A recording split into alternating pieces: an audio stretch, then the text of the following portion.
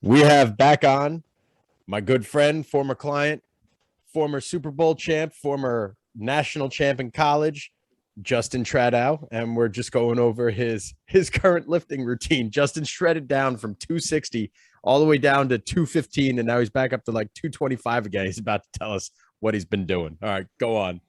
Yeah, no, so basically, pretty much a lot of the same stuff I did with you, Mike, just even higher volume.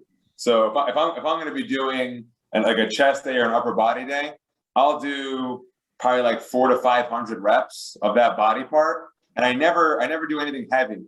So if I'm about to fail, I'm not going to get hurt. I could keep trying, and if I don't get it, I could drop it. Whereas if you're taking something trying to get 5 reps, 4 reps, 3 reps, you're asking for danger. So I look at it as everything's cumulative. If I can not get hurt and work out for 2 years in a row at a very high volume, lighter weight, tempo, shorter rest, then I'm going to be much better off than if I get hurt every 4 or 5 months, like going really, really hard. And I've been doing that for like over a year now, and I'm in way better shape than I ever was.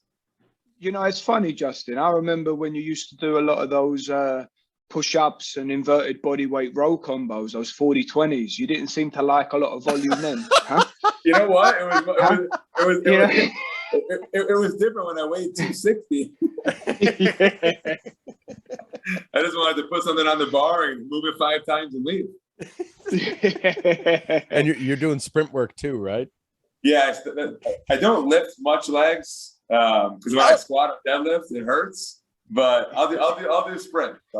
Sprints and a lot of jumps. Tell Brooker what you did today for your sprint work and where. So the closest gym to my house is a classic LA Fitness, and they have a 15-yard turf area. So I still do my sprints. So I'll do push-up starts, and I have like a 5-foot haul, like a haul area to like decelerate. But it's great because you're working on deceleration too. The only problem is when the random patron gets in the way, and I almost have a lawsuit on my hands. Yeah. Oh man, I had some guy today. I think he was like one of the trainers. He comes up to me. He's like, "Yeah, I see you're doing a lot of plyometric work." He's like, "You should maybe when you're coming out, try to stay a little bit lower." I'm like, "Buddy, I already fought the war. I'm just here to like try to run and stay in shape." But thanks for the tips. I'm sure you could teach me a lot. But I mean, you must have trimmed down on what you're eating, right? I mean, that's I don't eat nearly as much. That's it. During the day, I practically never eat breakfast, and then I have like a good sized lunch, and then a protein shake in the afternoon, and then I feast at dinner time, and that's it. And what are you eating? I've been eating a lot of chicken, steak, fish, brown rice, and then in the evenings, whatever my wife cooks. Chicken's a nervous bird, Justin. It is, but it's readily available. It's readily available. I can't believe how good you look, though, man. You look like a different person, man. You're like trim, looking younger, look way healthier. Yeah, we had the 10-year Super Bowl reunion, and I was walking right by guys that I played with, and they know exactly who I am, and they just kept on walking. And they turned around, they were like, "Oh!" No one can even recognize me anymore. It's pretty funny, cool. But it's good because the old me was not. It was a little bit scary, so now it's a little bit better. Yeah. I'm sure you're pretty scary when you're still doing your 15-yard fucking push-up sprints. Yeah, the old Justin would get kicked out of LA Fitness, not the new Justin. Not the new Justin. Do you want to tell that story? Nah, that's not a good one. Anytime the cops are called, it's never a good story to tell. All right. So when you first came on the podcast, you were just getting into real estate. You were just doing some stuff and things were starting to go your way. Now it is next level. What are you doing?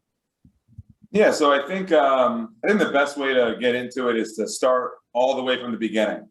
So when I was first playing in the NFL, I was an undrafted player. My signing bonus for the Giants was like a couple of $1,000s, like $3,000 or $4,000. I was fortunate enough to make the practice squad, make the roster, make a little bit of money. So I looked at money a little bit different than most of the guys that I was playing with. So my very basic 22-year-old mind told me, go buy real estate. Most rich people I know, they own real estate. Pretty simple logic. So I was always paranoid about getting cut or traded or having a very high income and then going to a very low income. So I found a mentor of mine that went to my high school. Actually, he was an older gentleman. He was in his mid 50s, very experienced guy, and he talked me into buying a 3-family property, which is the house that I actually still live in today. So the theory behind it was, if I get cut, if I don't make any more money, my tenants upstairs will still pay all my rent, and I'm living for free in a pretty nice neighborhood. So that was my first dealing and thinking into real estate. And as I played, I bought another couple properties, and I invested with that same mentor of mine who was doing similar stuff that I'm doing now. He was doing 10 years ago, where I'd give him write him a check as a limited partner, and I had no active involvement in the deals, but I was getting exposed to watching his business plan, how he handled the contractors, how he handled the sales, and so on and so forth. So fast forward to the end of my playing career, I get done, I'm looking at different careers. Do I want to stay in sports? Do I want to, work with Mike? Do I want to be a coach? Do I want to be an agent? Whatever it is. And at the end of the day, I just felt like it was, time to try something different, as opposed to just staying in, sports my entire life. And who knows, maybe down the line, I'll get back into it. I don't know. But I ended up just doing the most basic thing. I get my real estate license. So buying houses, renting condos, very, very simple transactions. And I hang my license with my old mentor with the intention that we were going to build some sort of investment business. And it wasn't just going to be your classic, realtor, listing your house. So right as I'm getting started, unfortunately, my mentor got sick and unfortunately had passed away. So I was kind of just stuck and trying to figure out what to do. So I, just kept on renting apartments and trying to get my first listing in a house. I remember the first 3 months I did real estate, I made $800. I rented one bedroom apartment, and I remember leaving that I'll call it a sale. I remember walking out of that place and saying, well, you know what, you have to start somewhere. I made a commission. I made $800. I made money doing something besides football. It's a start. So fast forward a year, I ended up being a pretty productive broker. And, I pretty much led my small brokerage in terms of sales and numbers. And in that process, I met my current partner, who was doing a project on my street, literally right next door. So I walked in there. I saw they were renovating. I saw what he bought the building for. I was trying to figure out how he was going to make money. And long story short, I talked my way into getting the listing. His business plan was very strong. And, I sold it well for him. He made a lot of money and everyone was happy. So that was the closest I got to the process of doing some sort of small development. And that spurred me to buy my own property and basically try to mimic what everyone was doing. And in the course of that, the guy that I sold the property for is now my current partner. We decided, instead of trying to compete with each other, we're just going to team up. And, that was the beginning of the business we now have. And we've turned that into flipping one house to now we're doing 8 properties. So, saleable properties worth, $10 to $15 million. We'll do a couple $1 million in construction, just an overall operation for flipping condos, houses, etc. With the goal to graduate out of this and do bigger, larger deals. And, that's what's going to come down the pipeline, I assume. All right. So you break down the deals into investor and then essentially sweat equity, but you also put money into your own deals. Now, if someone doesn't put money into their own deals, how do they make money on the deal? How do they divvy everything up? Well, whenever you have, we'll call it the GP or general partner, whenever the general partner sources a deal and puts a deal together, that takes a lot of time, effort, and knowledge, right? It might take, 2 or 3 months of work and 3 or 4 deals that don't go through to finally land the one that does. So now let's say, you're in the position where you have that deal. It's for fun, we'll call it a flip. All right, I bought the house for, $2. If I put 50 cents into it, I could sell it for $3, right? Something that's the logic. So you bring that deal to the table, and there's a million ways to build the capital structure behind it. But a very simple way that most people that raise money for these type of deals do is they'll put a small amount of money into the deal, say 10% of the equity, and then the limited partner will say put 90% of the equity. So in my opinion, the GP should always be putting a little bit of money in, just because that's, it does go the other way. But I usually see it more of like a 90-10. And at that point, it's a waterfall structure, you'll call it. So let's say you have 90% of the equity to the LP, 10% of the equity to the GP. And now we're going into the capital event where we're selling, we're making our profits. So the first money that comes out of the deal will pay back everyone their money at a pro rata share. So dollar for dollar, the 10%, the 90%, everyone's getting their money back. That's the first tier of the investment structure. So if there's enough profit for everyone to get made whole, everyone gets back their original investment, right?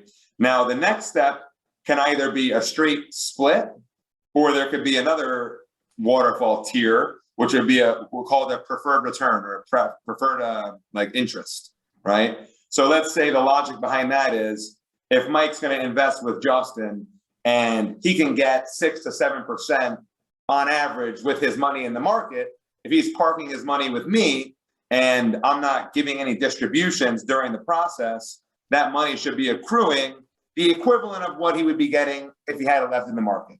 So that's the preferred return. So let's say for this conversation, it's a 7% preferred return. So the first thing, everyone gets their money back. The next level of profits out pays the investor and the general partner whatever money they invested, the 7% to that point in the year. So it's all time weighted. So for simplicity, say it went to 1 year. So it's a 1 year simple interest. You invested $1 million. The next 70 grand out goes to the LP for paying their preferred interest. Then after that point, there's going to be some sort of profit share. And it can be 50-50, 70-30. It could be tiered. It could be 70-30, 70 to the LP, 30 to the GP, until you reach, say, a 15% return. And then it could waterfall again to where the GP gets paid more money, the higher split.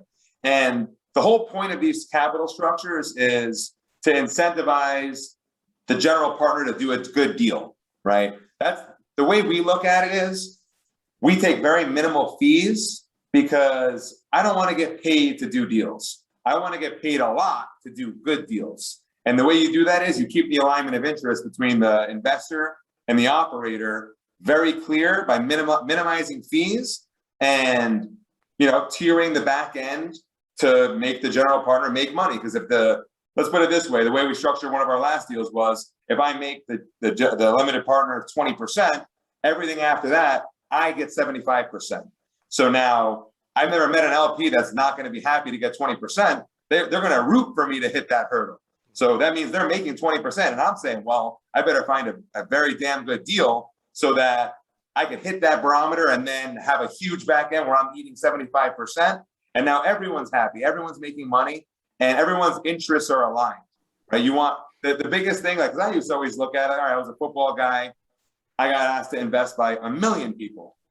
And the first thing I would look at was, what is the fee structure? Like, is this guy trying to do well so that we all make money? Or is he just trying to do the deal or get my money to make money without really having to perform? So the way I look at it is, if you perform as an operator, you deserve to get paid a lot.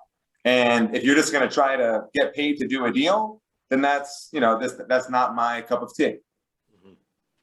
So how do you, now you and I did a deal together. We did the Dodd Street, right? That was the name of it.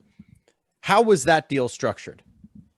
That was a very, very simple deal. It was a 7% preferred return with a 50-50 split on the back end.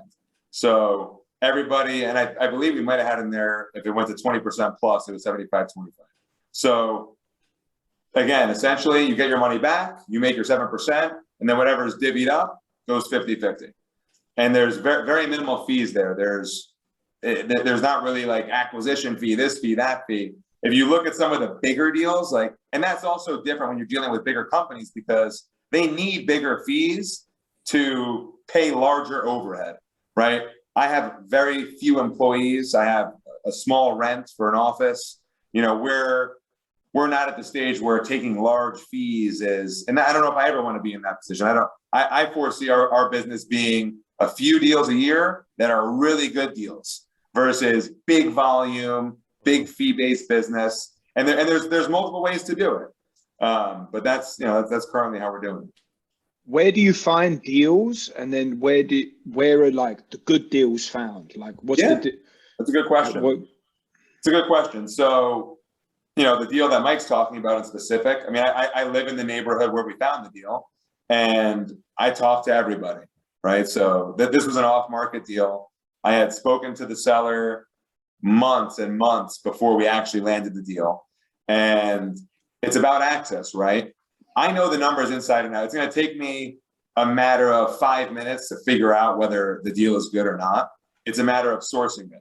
And people always say, oh, you have to find it off market. That's not true. I would say of the last, say, 10 things we bought, half of them were on the market, right? They sit for a while. The seller gets frustrated. I come in and I give very good terms. I give no contingencies at all. The only thing that I do is an environmental, because those can be like catastrophic if they go wrong. But besides that, I'll take the building if it's about to fall over. I don't care if there's any sort of, CO issues or, there's nothing that's going to stop me from closing. So a seller that is maybe a little stressed and doesn't need to count their last penny would prefer to deal with an investor like myself. And you also build a reputation, right? I've bought enough houses, in Hudson County to where when I walk in, I have people calling me, asking me, hey, do you want to buy this? And 8 out of 10 times it doesn't work because I look at it, I assess it, I know what margin where I need to be, and I offer. And if they don't like it, then that's pretty much it, right? And, I'm not the type of guy that, some people like to do business differently. Some people will say, yeah, I'll give you $1 million for the property, and I'm going to keep my inspections, and I just want to make sure everything's okay. And then once they get them under contract, they'll start chipping away. They'll say, oh, the roof's broke, that's 40 grand.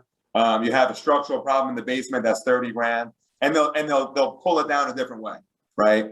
I think that's a way, if you want to do 1 or 2 deals somewhere, that's how you can do business. I believe in being fair and honest, and if it works and everyone's on the same table, or if the deal's on the table and everyone's on the same page, then that's great.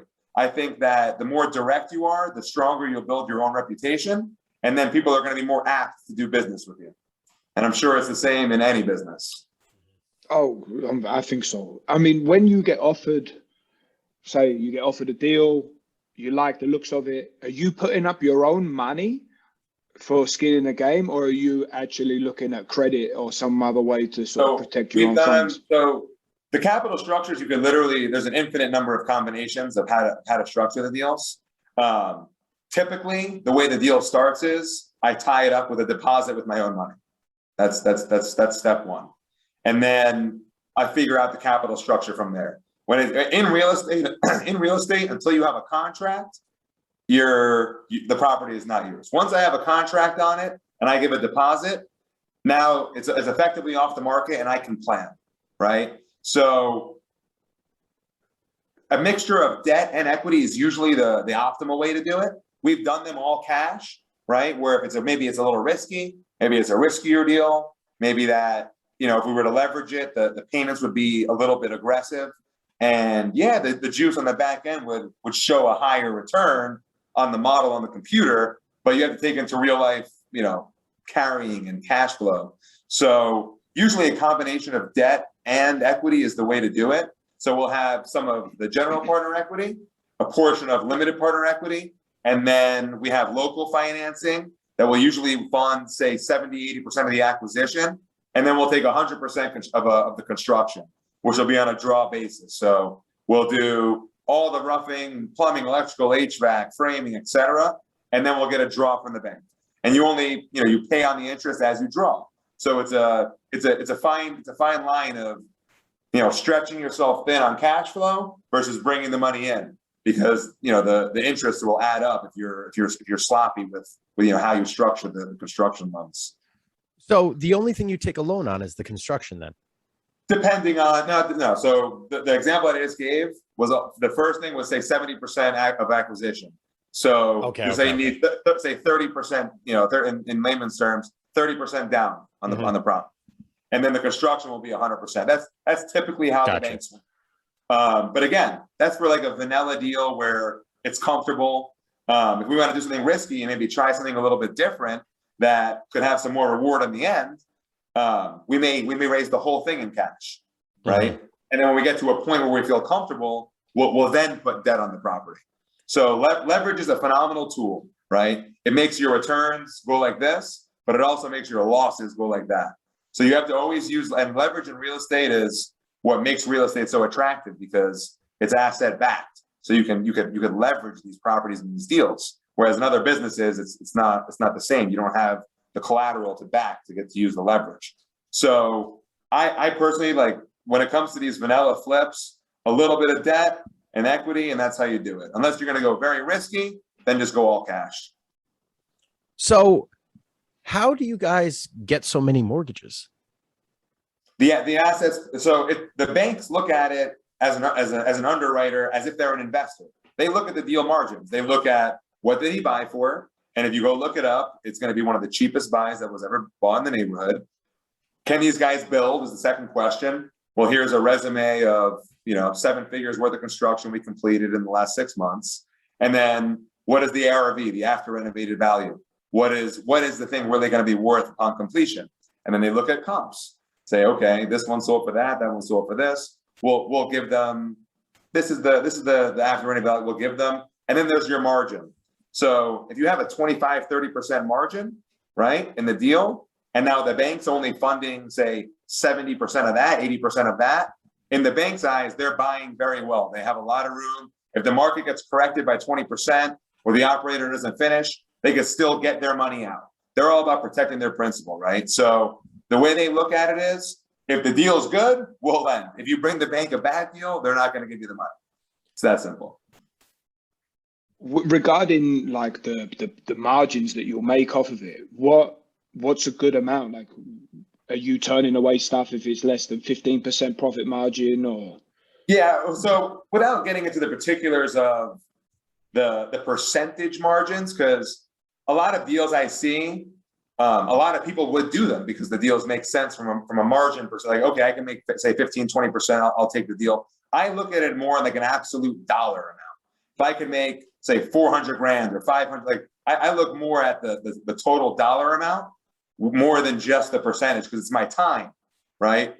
I can't, or we can't physically handle say more than 10 houses a year, right? So if I'm going to do 10 houses and the margin looks good, but I'm only going to make 100 grand on a house, it may not be worth my time. I may be better off taking my time to a larger deal. And that's the conversation that we're already having internally where, it's an economies of scale thing. I want to order, say, 3 houses worth of windows, and I think I'm a big shot walking in there, placing an order for $50,000 of windows. Half of them don't show up on time. I'm treated like garbage because the guy over there building a 75-unit building or a 150-unit building, he just put an order in for, 20 times what I'm doing. So they're getting more things on site. Everything is smoother the bigger you get, right? But you got to get there in steps, and I think you learn the fundamentals starting from the bottom. And I believe in, I'll call it paying your dues, is no different than sports, right? You don't just walk into the NFL as somebody that's ready to, I know it all. It's, I spent already 10 years learning something, and I'm about to spend another, however long I got, learning every single day. So in my mind, I learned from the very beginning how to rent an apartment. Okay, then how do I renovate a kitchen? Then, okay, how do I do a full floor? How do I do 2 floors? How do I do 3 houses? How do I do 10 houses? And then it's, how do I build a 30-unit building? Then how do I build a 100-unit building? And I believe that process is, can it be skipped? Can you jump into big things? The answer is yes. And I think that people do that, developers do it all the time. And if you get lucky, you'll kill it and you'll make a lot of money. But I think that the principles that you learn on the bottom are not different than what you're going to get to on the larger things. I had lunch with a very successful developer a few weeks ago. He just built the building he built in Manhattan. I think his penthouse sold for like $35 or $40 million. And I sat down with him, just the penthouse, right? And I sat down with him for 3 hours at lunch. And he was an awesome guy, loved to teach. And a lot of the things that he was talking about at his level were almost identical down to the analogy of things that I deal with. There's just like another 2 zeros on the end of the problem. Like an example I can give you is he's telling me about how, you know, these architects when they're building and the engineers when they're building these plans, they're for an insurance purpose, they overbuild by say 20% or 30% because they don't want to get sued. And what does that mean? That you're going to overpay to build something that doesn't need to be there. So he gave the example of they spec'd a certain type of steel that he knew from all his prior construction was too much. And he figured that out and saved like $2 million, right? I had the exact same problem in one of the basements. We were replacing all the beams for the house, and the architect spec'd like massive steel beams that were heavy and expensive. It was like $12,000 in beams. And we sat back and we looked at it, and we challenged him in a respectful dynamic, right? And we end up with wood beams that are a little bit wider, a little bit taller, and we could just, cut the joists and stick them up there a little better. And maybe the ceiling drops by an inch. And we bought all the beams for $2,000, right? So we saved ourselves almost $10,000. So being in the details like that at a single family house, I think is going to be useful when we're building 100 units, right? And I think that level of thinking will serve anyone getting into real estate well. People always ask me, I want to do a flip, I want to do this, I want to do that. Why don't you start with, buying property? Like buy a property, renovate a little bit, do floors, do paint, get tenants in there, learn how to work with real estate. A lot of people think that, it's a sexy thing to like flip houses and do all that. And it sure is fun to do, but it's also very easy to get smoked and lose money if you're inexperienced. And that happens to a lot of people. So one thing that I could always preach is starting from the bottom and putting in the work and surrounding yourself with the right people. Because I wouldn't be anywhere, close to where I am without the people that sit in the room with me. I surround myself with smart people, people that work hard, people that are not scared to get their hands dirty. And I don't mean that like literally on, lifting up, beams in a house, but sitting in the office at 8, 9 o'clock, driving to a window supplier in a box truck at 6:30 at night on a Friday, and doing these things, long enough will lead to success. So will you go in on a project if it yields a big enough absolute number of profit, even if it's a low percentage? So that's a good question. And I think it's relative, right?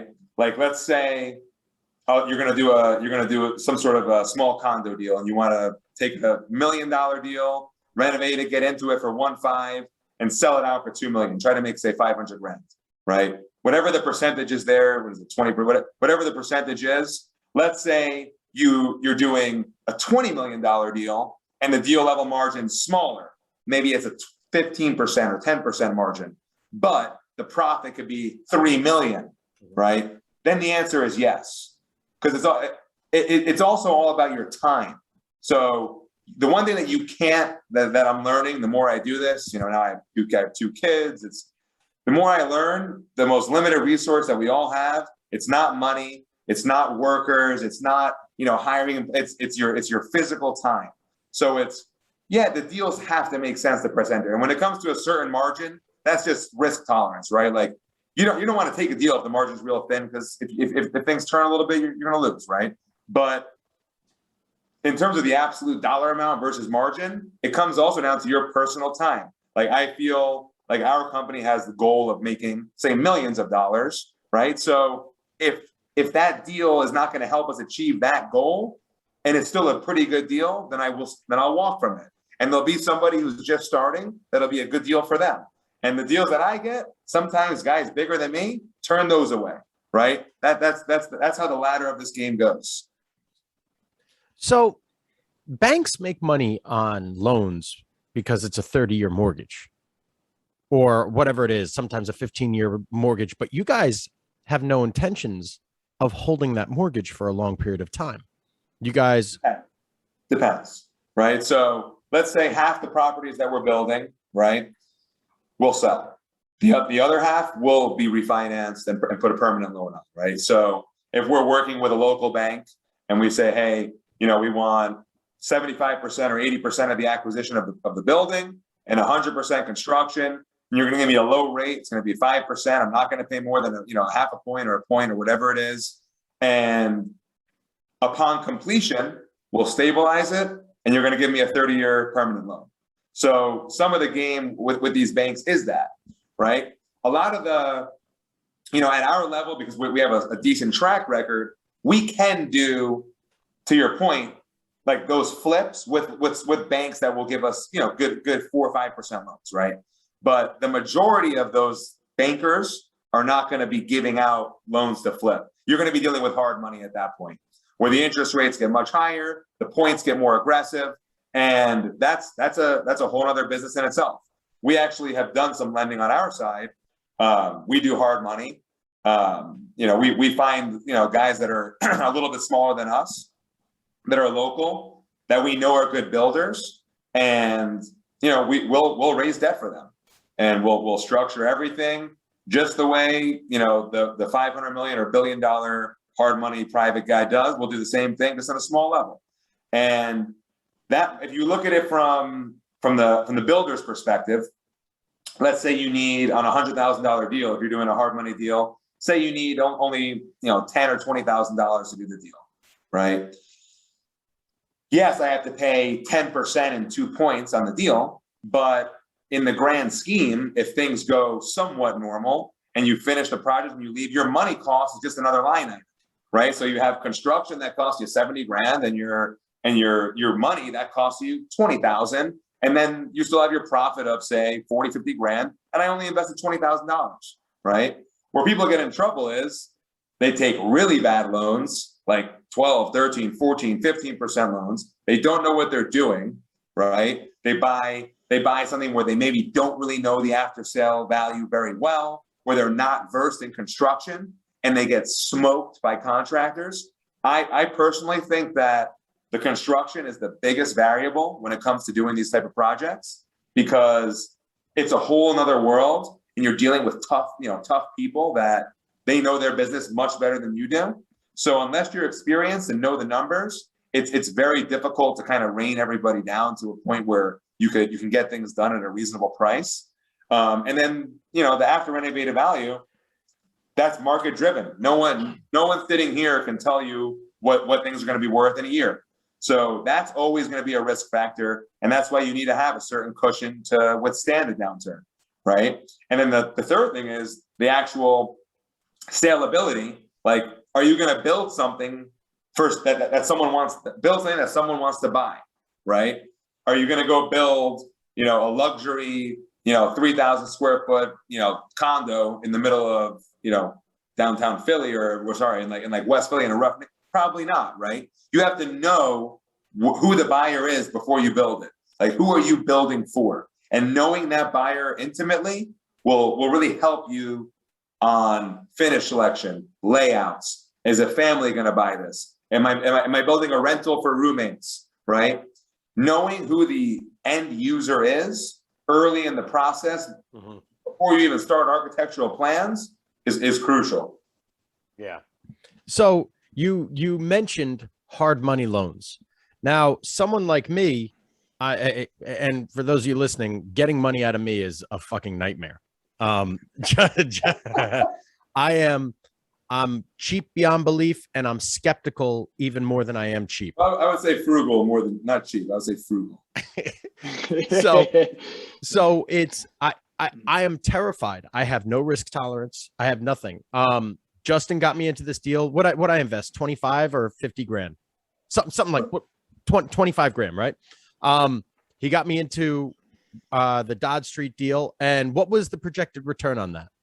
We're aiming for 20%. 20%. but you also do hard money loans. Now, why? And Justin had said to me earlier, he goes, listen, with someone with your risk tolerance, I could get you into some hard money loans. Is that something you'd be interested in? What would you want? So what kind of percent rate returns would you be getting with the hard money loans, and what are they?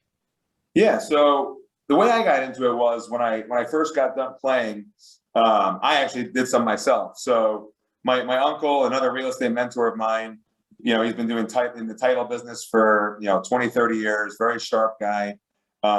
He's been exposed to all of this world for a long time. So when I got done playing, I had my rental properties for income, and I was just looking for other ways, and I had some capital to make monthly income, right? So this is 3 or 4 years ago, maybe about 4 years ago already. Rates were a little higher, but he knew a couple of guys that they did 10, 20 houses a year. They were professional guys, and he would lend money to them at 12%. And he says, "Hey, Justin, this is how it works. We give X amount of dollars on the acquisition, on the loan, and then X amount of dollars for the construction. That they don't get all that money at once, right? So to get access to each stage, there has to be completion so that the bank's always ahead, right? So your first principle is you're a first in this scenario, you're a first lien holder on the property. So if everything goes bad, right, you are going to foreclose and take the property. So to just run it from like the beginning of a deal, this conceptually, if the buyer of the property buys well, let's say they're a professional person, right? They're buying something for $100,000. A regular guy is going to buy it for 120. So he's already buying well. And if you know what you're looking at, you can tell that he's buying well. So now you as the bank, you're giving him say 70 or 80% of that purchase. So if you look at it from the bank's perspective, they're buying the property very well. They're buying it for say 70 cents on the dollar, right? And that's the most basic part of it. So you're a first lien holder of the property. The person buying the property, if you know what you're looking at, bought well, right? And then the portion that you're lending on is even less than that. So your position is strong to begin with, right? Now, when it comes to the construction, there has to be a completion of work before you start giving construction money. So you're always staying ahead as the banker. So if at any point there's a stoppage, your position has a lot of room on it. And if there's one depends on what you're doing, but if there's one missed payment, for example, like the default rate jumps to say 18%, and that starts to eat up any equity. And if you foreclose on them, you take the property, and now you should have enough room to just sell it as is and not have to do any work and get your money out and get home. Now, there's a whole business dedicated that's basically legal loan sharking. They call it lending to own. They'll give loans to people that are in tough spots with the intention of going after the property and hoping that person fails. And there's a whole business of that. Me personally, I like to give loans to guys that I know are competent operators, and I just want to collect my interest, right? I really want to only take good deals with good operators and good people, right? With good business plans and good experience. And mostly guys who know how to build. Because like I said, you can't control the market, cannot control the back end of the market, but you can control what you're buying for, and you can control construction. You can, if you're good. So the loans we've been giving out lately are between 8 and 10%. Points vary depending on the size of the deal. If it's a really small deal, we'll have to take some points. Otherwise, it's just not really worth putting the money out. But as an investor, you can expect to make 8, 9% on your money. And this is money that hits your account on the first of the month every month. And say you get 8% annualized over 12 months, divided by 12. And that hits your account on the first of the month every month until the project is done. And the loans usually stay out for a minimum of, say, 4 months, 6 months, and a maximum of 12. So in this low interest rate environment, it's a very attractive yield. Guys that are retired, guys that, just have a lot of liquidity, but don't really know what to do with it. And I always make the comparison. In my area, in North Jersey and by close to Manhattan, if you buy a decent property, a decent deal, I'm talking rental, after debt, you're maybe going to make 7%, right? Maybe. And you're going to have to field phone calls. You're going to have to manage. You're going to have to collect rent. You're going to have to incur tenant risk. The tenant laws are pretty brutal around here. If someone doesn't want to pay you, they're not going to pay you, and there's nothing you can do about it, right? And there's a lot of that in this country. Depends on where you are. So to me, as an investor, seeking cash flow and just seeking yield, giving out hard money at 8% with no headache in a strong position, it's a pretty nice investment. And it comes down to the understanding and the comfort of knowing what you're doing. And a lot of people just don't have access to these sort of things, or they're not educated on them. So they'll never get exposed to them. And they'll leave money on the table.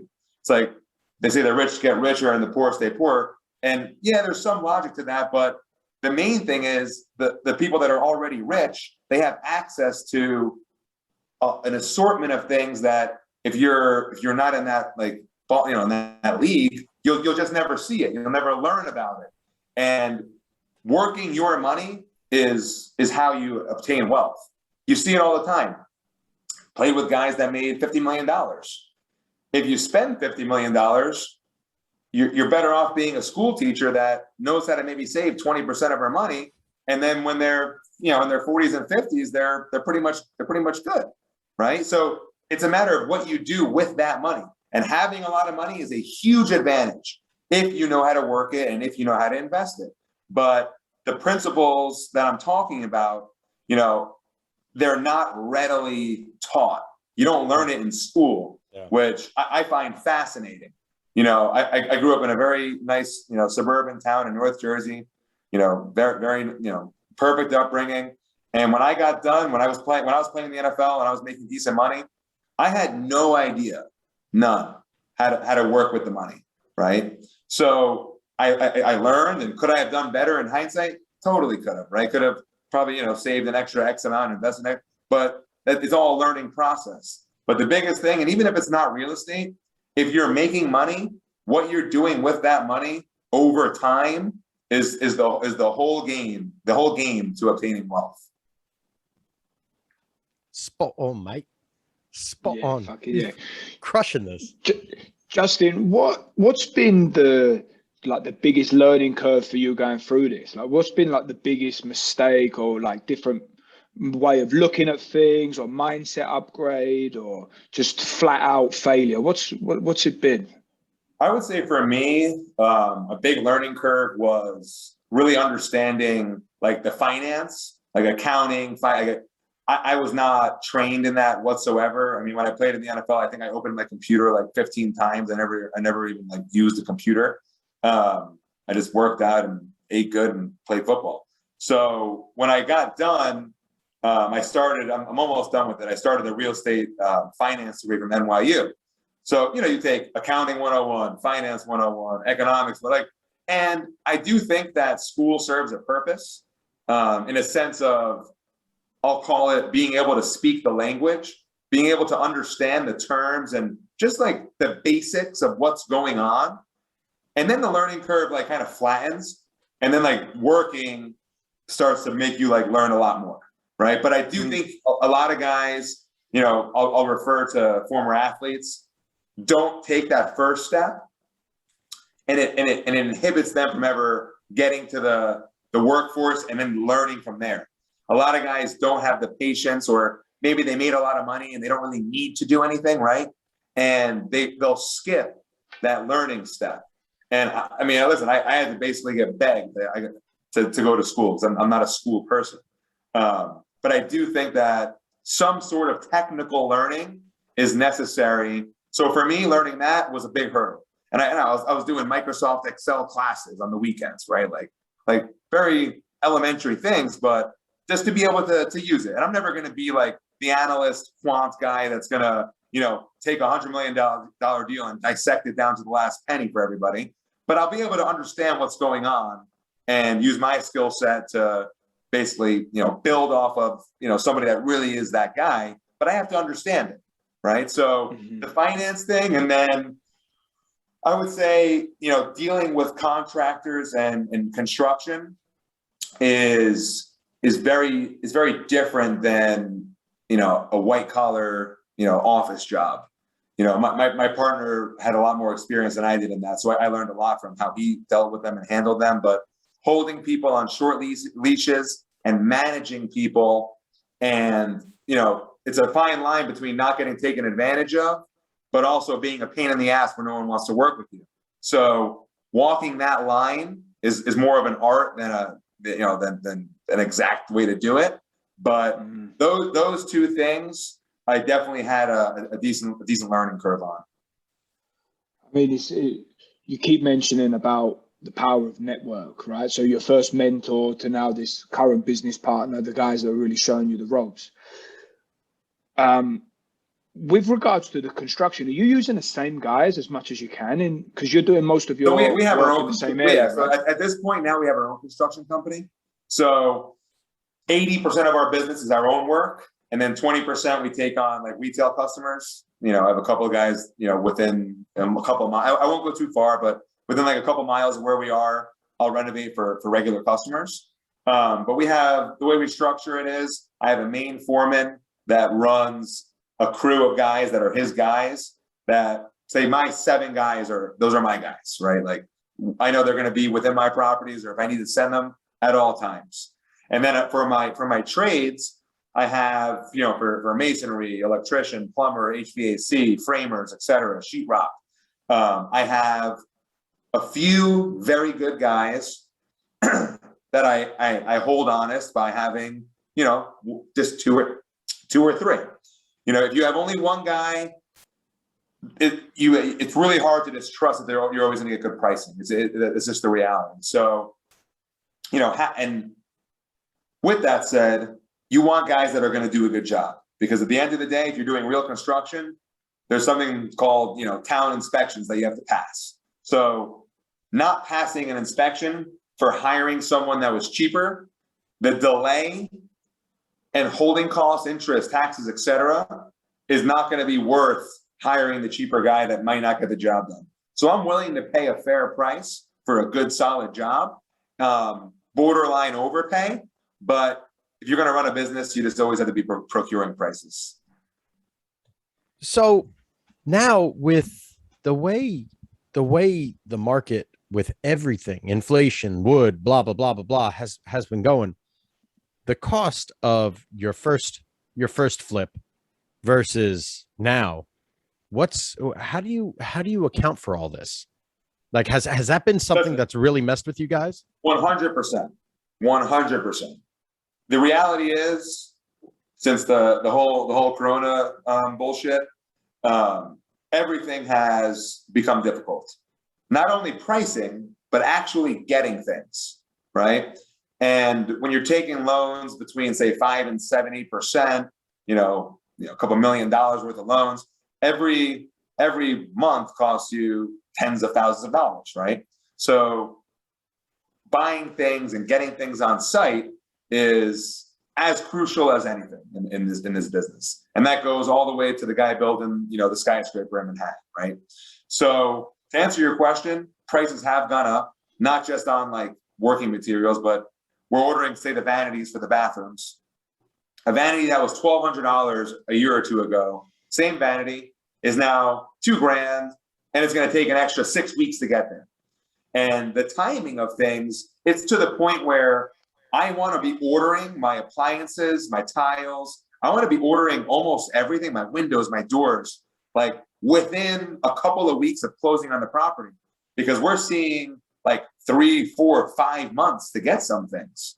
You know, I ordered my windows in August, and I drove yesterday to pick them up.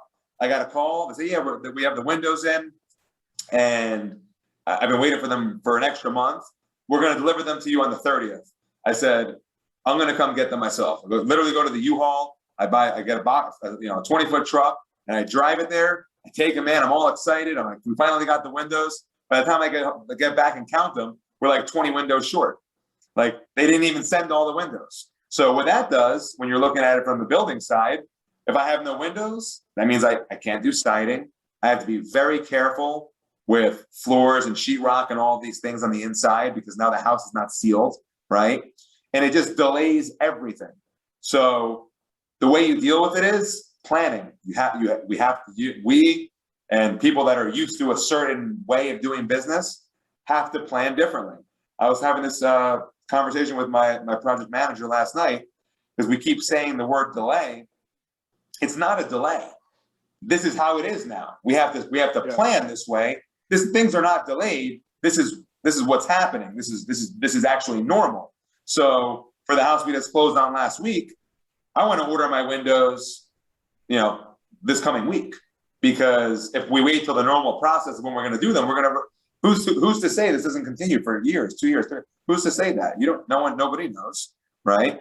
And then to answer your question about the cost, yes, the cost has gone up. I think it's a little bit exaggerated, and I think that suppliers in general are taking advantage of that narrative and trying to make money, right? Like, I think there's definitely some of that, but the way inflation works is, if those materials are going up, theoretically, also the property values are going up, and we have seen that, so the back end number has also grown, but you also have to be careful, with that mindset, right? Because if you're in my camp, I don't think that the values can keep rising at the percentages that they are. Like it's the music will stop at some point, and you can't not do business because of that.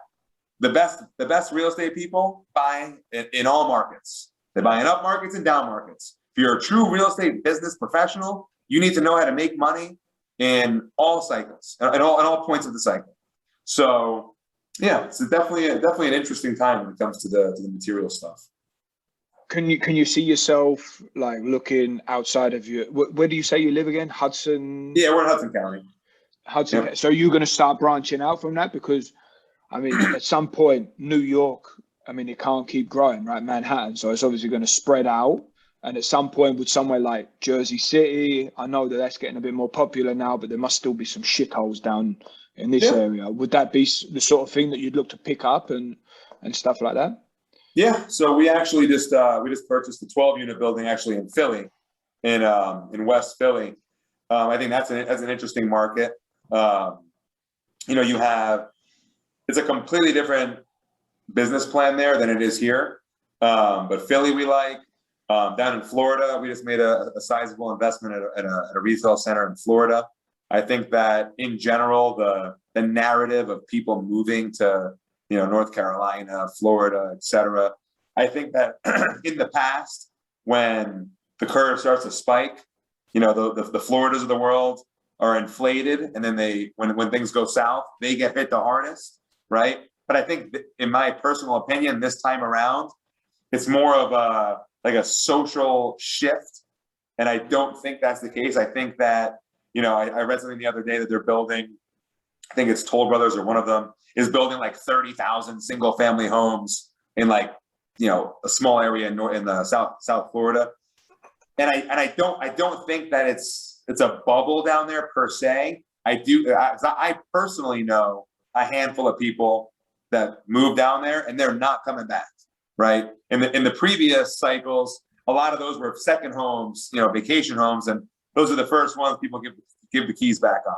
Right. So those are the first ones that are going to implode the markets down there.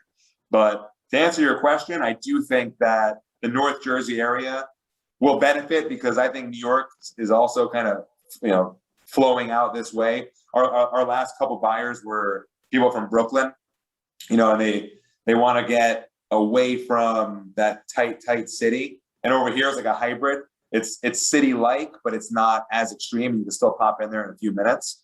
The suburb areas are really, ask Mike, it took him, a year to find a house after every single house has 15 offers on it. And, bidding wars are left and right. And, I think that some of that will trickle back toward the city, because I think that the city is not going anywhere. I'm in the camp that New York City is never going to go anywhere. It's too big and too strong, and it's the center of the universe. So that's my view. Some people disagree with me, but I personally like the fringe area in between the city and the suburbs, because right now the suburbs are doing excellent. They're doing great, and we're doing okay. Like we're catching for every, say, 5 guys that go out there, we'll get 1 or 2. But you know what? When it shifts back and people go back into the city, I'm not going to get all of them either, but I'm going to get a couple of them. So I like the, in good times in Manhattan and in bad, I'm kind of positioned to be right in the middle of it. Yeah. Yeah. And so, I mean, Justin was a part of the debacle of that 3-unit house that I had every intention of buying, and that we couldn't get anyone to do construction. No one wanted. It was a $400,000 job. Not a single fucking person wanted it. No one wanted it. It was too much work. And this is what Justin does every single day. Yeah. Well, that was actually identical to the things that we build, right? Mm-hmm. Everything that we buy is built between 1900 and 1910 or 20, right? So these are 100-year-old houses. It's much easier to just build a ground up building. It's much easier. The windows are spec'd. Everything is normal. For us, we rip everything apart, and then the real work begins because this is wrong. We have to fix this. The floors are completely uneven. We have to replace all these beams. The rough openings of the windows. Do we have to? Can we work within them? Can we resize? It's just more complex to deal with, and it's more time consuming, right?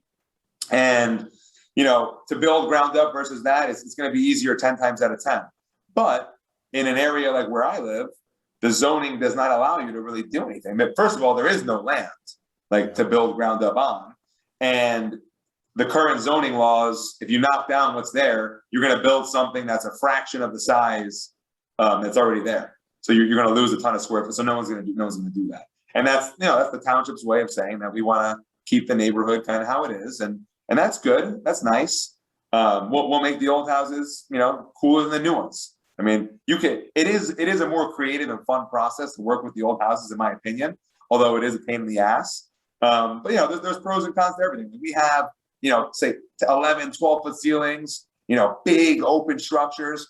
If you're going to build something, from ground up, you're not going to do that. Economically, it doesn't make sense. You're going to have, a 9-foot ceiling. You're going to maximize the square footage. So when you build from the older houses, they're more unique, and it's a more creative process. But it does come with its headaches. Yeah. Of all of the work that you're doing, how much of it is for lease and how much is it just to flip? Like, do you have to diversify also your industry too? Right now it's like 50-50. Okay. It's like 50. And listen, for us, the big thing is the rent control. So some of these buildings, you have to sell them because the way the rents work, if you're getting, say, $2,000 for an apartment that's worth $5,000, you can only rent it for $2,000 and $20 the following year, right? Like no matter what you do, you could take a rate. There's like ways to try to get it for doing the construction, and then bottom line is it's a difficult place to hold properties. But when we get the opportunity, there are cases where maybe an owner lived there and there's no rent control or things like that. If we get the opportunity to hold them and the numbers make sense, we will. But a lot of the times it just makes more sense to unload them. And it also comes down to the returns, right? If I can make, $500,000 selling it, or keep it and make a 9% return, which is, phenomenal, 9-10% return on a great asset. But I can make $500,000 on it. I'm probably going to take the $500,000 because I can go reinvest that money plus the original investment, and it'll be greater than the 9% that I would have had to begin with, right? So there is a math component as well, math and political. But yeah, I do believe in trying to hold. You don't want to sell everything. You don't want to sell everything. Yeah. I love it. Let's cut it there, Justin. You're the fucking man, bro. How about this? You're on fire. If anyone wants to invest with you, because I have coaches that they requested that you come on because they don't know what the fuck they're doing. They don't know who to invest with. Where can people find you? Yeah, what I would say is just find me on Instagram. Shoot me a message on Instagram. This is my name, Justin Trattou. That's it. And I've met people off Instagram, and I've had investors. I've raised a couple $100,000 off of strangers off Instagram, which is interesting. Because I try to keep. I'm not a social media guy. My social media is pretty vanilla, but I try to track the progress of the properties on there, and like I try to keep it updated. And then whenever someone hits me up, I say, listen, come drive down.